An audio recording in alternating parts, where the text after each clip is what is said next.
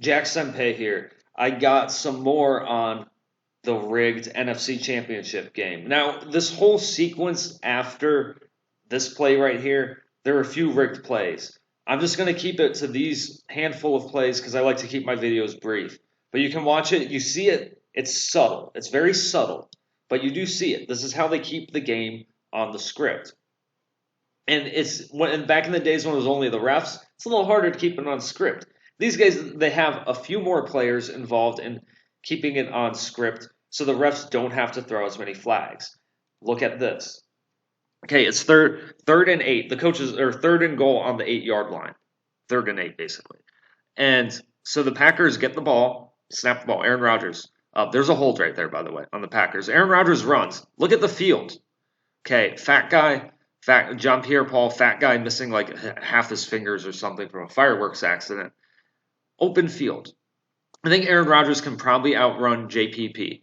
And but I don't like to Monday morning quarterback. But Troy Aikman even said that. Aaron Rodgers probably could have run it here. Instead, he throws it into literally double coverage on the goal line.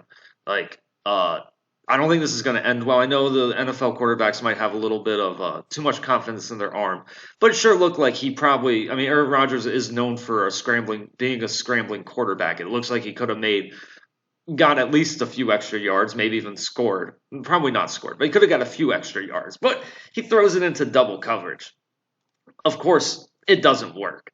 Now, this is subtle. It's subtle. Maybe it's real. Maybe it's not. Maybe Aaron Rodgers thought he could thread the needle between double coverage instead of making an attempt to get a few yards. I don't think so, but it just seems bad. There's a pass interference there on the Bucs.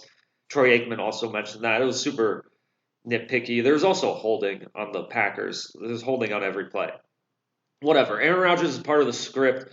So even if the Packers do score, they just call the holding on the Packers offensive lineman and the touchdown's erased. So the refs can keep things on the script. Personally, I think Aaron Rodgers is just keeping it on the script, but if some non-aware player makes a mistake, then the refs are there to knock it back on. This is where the coaches keep it on the script. Now, a smarter move here, in my opinion and Troy Aikman's opinion, he mentioned this on the broadcast, is you just go for a touchdown because then it's 29-31. You go for a 2-point conversion. You make the 2-point conversion, goes to overtime. Well, you give Tom Brady the ball, and then you make a stop there.